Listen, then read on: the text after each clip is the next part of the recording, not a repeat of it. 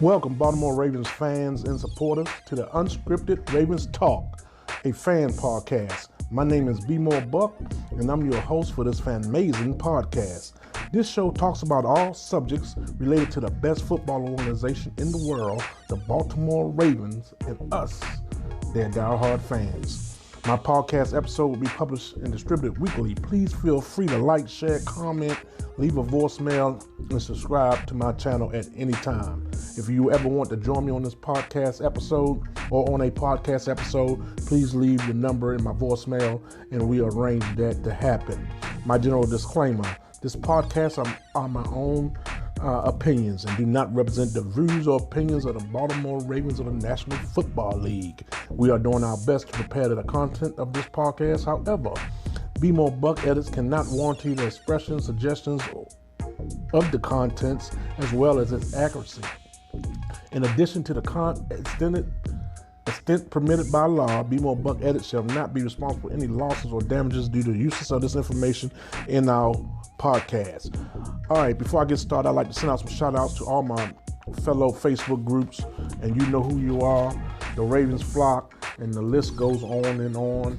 I think I'm in about 40 groups currently, and I'm a part of all those groups, and I really appreciate all the support I get from them groups. So go ahead and support me. When you go to my YouTube channel, make sure you go ahead and hit the like and share button. Leave some comments down there, and go ahead and subscribe to this podcast. It's a pretty good podcast. I try to put them out weekly. Okay, that's unscripted. I just get on here. I have a subject, and we just basically talk about stuff that concerning and connected to the Ravens. Our subject today is going to be the state of the Baltimore Ravens pre-bye. The state of the Baltimore Ravens pre-bye. As you know, we got a lot of things going on. We are 6 games into the season. Okay, we are at 4-2 record, which is not bad. All right, which is not bad for this time of year, especially for the Baltimore Ravens fans, because we are always used to different results early in the season. But I'm very satisfied with where we at. We got a lot of improving to do along the way to get to where we need to get to. But we have a good foundation. And we're gonna go ahead and go over some of the things that's been going on for the 6 weeks, and some of the things that we noticed, and some of the things that need to happen for us to reach that next level of competency. All right. So starting off, I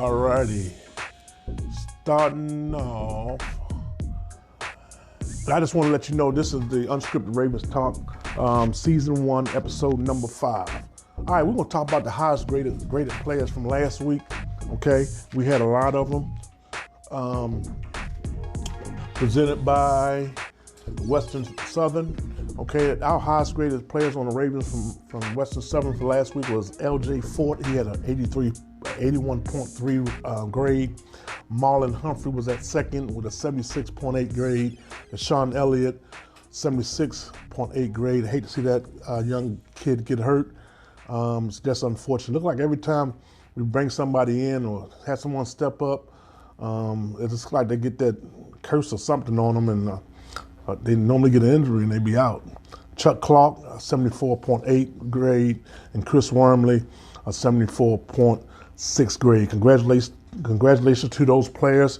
A good job in that game last week against the Cincinnati Bengals. I know a lot of people saying, "Oh, they're just the Cincinnati Bengals. They haven't won a game. They sorry. We got an easy schedule. We playing sorry teams." Yeah. So what? Who cares?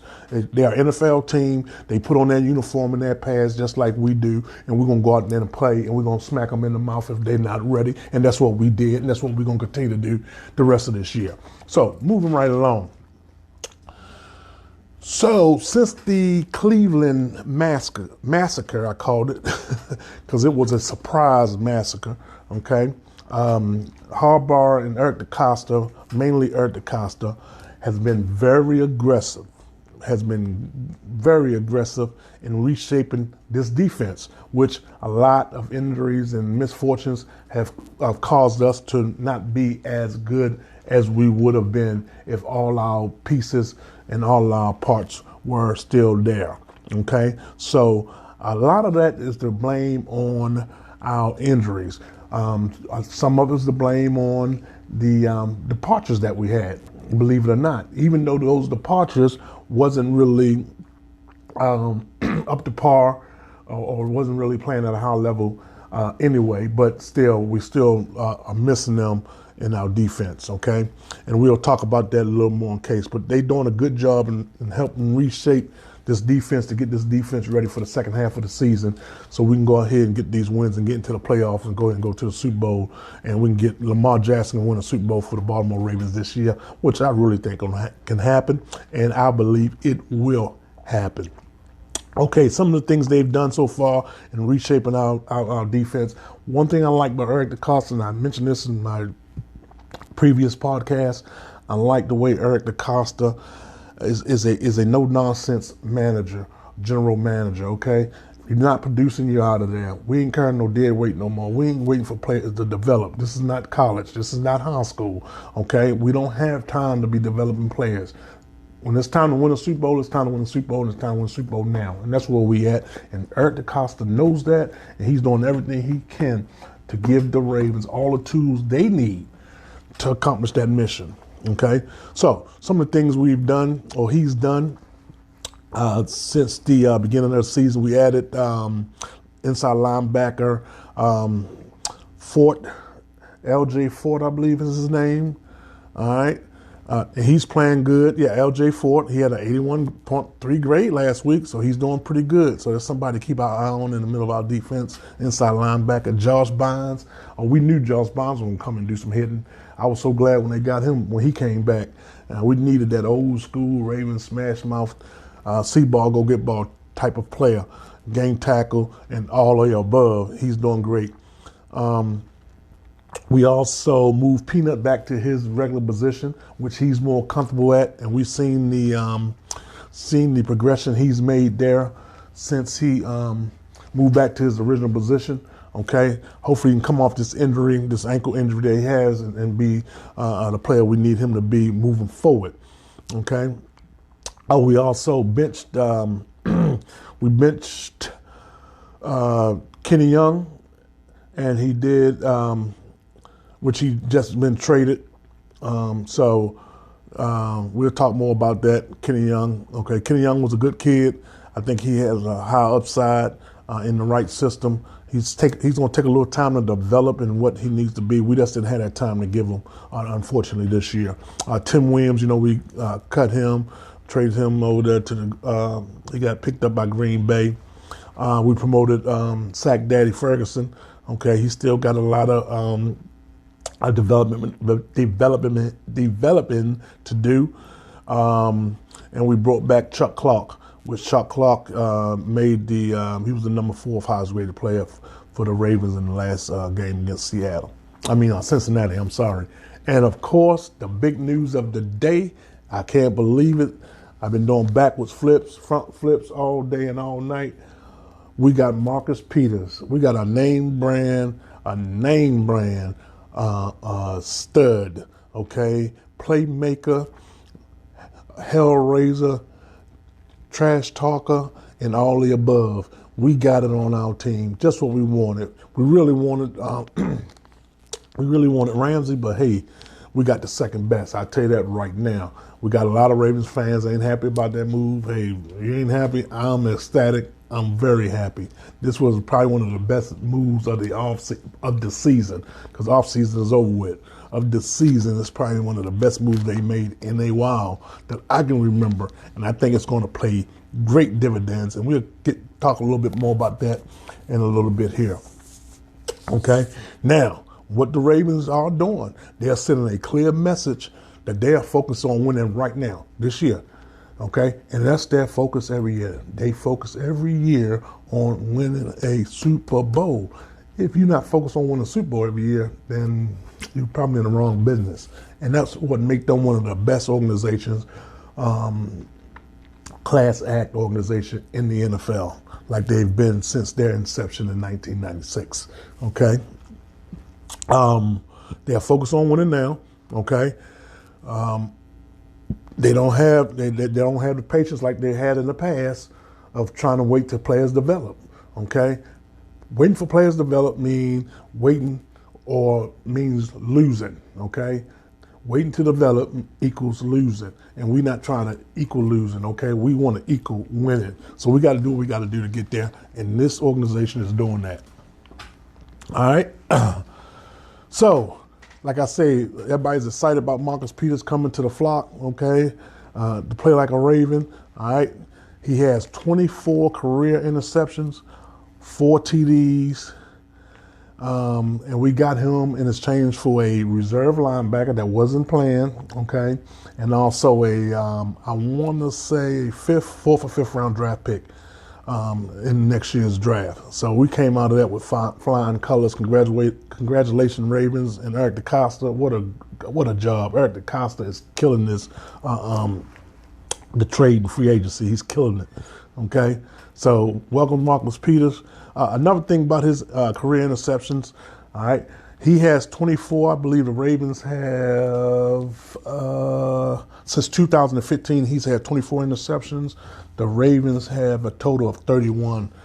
The Ravens, the entire team defense, have a total of 31 since 2015, which is only 7 more than what Marcus Peters has. All right, so, and then we still got people complaining about Marcus Peters. So, in my books right now, he's the best defensive back that we have on roster in the building right now. Okay. All righty. I love that value, and I love the ROI, the return of investment on that move that Eric DeCosta just made to get Marcus Peters. All right. Do you think the Ravens are still in the pass rush market? Are we still looking for a pass rusher? If we are not, then they're crazy. If they're not, they're crazy if they're not, okay? We're not sacking the quarterback. That's going to be a problem down the road. That's going to be a problem in these upcoming games. We got Russell Wilson this upcoming Sunday. If we can't sack Russell Wilson, we're in for a long day. He will carve this team up in Seattle, okay, with the noise and the speed of their play, okay? And the elusiveness of Russell Wilson, and also his accuracy and his scrambling and running ability, it'll be a long day for our defense, and we don't need that, okay? So the plan is to go in there and keep away from Russell Wilson, keep him on the bench, and keep him on the bench and keep Lamar Jackson out down the field so he can go ahead and make history this weekend, okay? So that's the plan. So, oh yes, we are most definitely in the pass rush market. Okay, I will talk a little more about that. Okay, we don't need waiting to talk about it. Some players that we could probably take a look at for trading for or acquiring is defensive end Yannick Ngakoue with the Jacksonville Jaguars, Solomon Thomas with the San Francisco 49er, Vic Beasley with Atlanta, Von Miller with Denver, Leonard Williams, Geno Atkins, and Carlos Dunlap. Those are all possibilities. Those are all possibility, folks. So the Ravens need to get on the phone and get to talking to somebody. Ideal trade partners probably would be the Jets and the 49ers. And I got to add the Jacksonville Jaguars to that also. Okay. So those are some options that are available currently. Some of them are still on teams like Geno Atkins and Carlos Dunlap. I doubted very much that Cincinnati will do a trade with us for those guys, but you never know. Leonard Williams is a possibility. Von Miller, that's always a possibility. Vic Beasley, a pretty good player with Atlanta. We might be able to pull him out of there. Atlanta probably going to look to rebuild if they lose again this week. Then we got Solomon Thomas. Okay, he just came in the league. I think this is his second year. Wasn't really panning out up there with San Francisco with their scheme. I think he probably could fit real good with our scheme. He has the size and the drive to play like a Raven. And of course, Ngakoue with the Jaguars. You know what he does.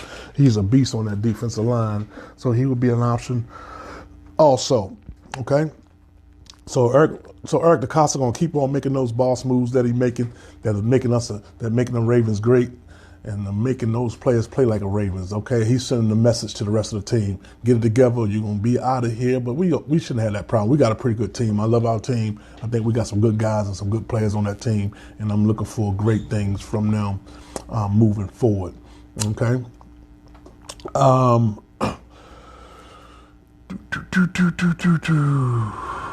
All righty. So, are there still obstacles on the Ravens roster? Yes, there are. There are still obstacles in the season. We already know pass rusher is one of them. If we could get a safety or make some kind of adjustment there, they're talking about putting Kyle back there at safety. That might work. So that's another option that we have. So we got the safety position that we might need to look at.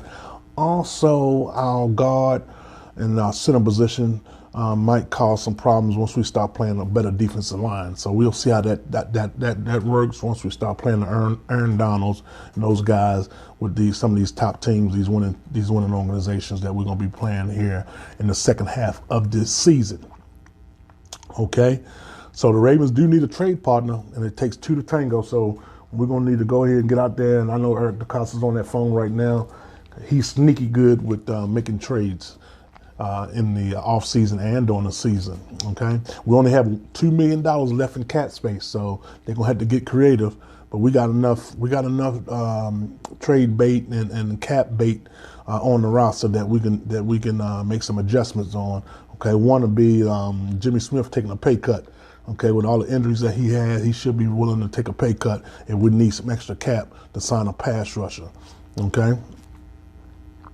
Alrighty, our draft picks. I know this kind of thinking them ahead, but just kind of give you an idea. We got a first round pick. We got one first round pick. We got one second round pick. We have 2 third round picks, including the comp pick for Za'Darius Smith from Green Bay. We have 3 fourth round pick, including a comp pick for John Brown and one from the Patriots. We have 1 fifth and we have 1 seventh, which are conditional from the New York Jets. We did have a 5th, but like I said, we did have 2 fifths, I believe, but we traded one of those 5ths to the Rams. Okay. The Baltimore secondary roster as it stands now, we have Earl Thomas, Marcus Peters, Jimmy Smith, Brandon Carr, Marlon Humphrey. Okay, so that our secondary is looking pretty good right now on paper. Okay, and I'm quite sure they're going to do great things for us. Okay, we're going to keep our eye on them, and hopefully they'll go up into Seattle and show us what they got and come out there with that dub. Okay. Also, Ravens kicker Justin Tucker was named the AFC Teams Player of the Week. You know he's the best kicker in the league, or best kicker ever played. So that's nothing unusual for him. All right. The Ravens already have 1,230 rushing yards through 6 games. Okay, the big reason for that is Lamar Jackson, of course. Okay, through 6 starts, Jackson is averaging 6.7 yards per rush, almost 77 yards per game on the ground. So we want him to be careful with that rushing so he won't get hurt, because we need him for the rest of the season. Okay. All